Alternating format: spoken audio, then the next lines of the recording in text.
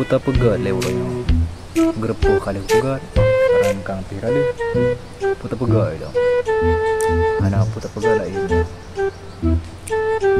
tapi buat kalian ya apa ya kerjaan buka gambar-gambar aja bro buka pen kan gambar hai dandang nabu buka karya bro.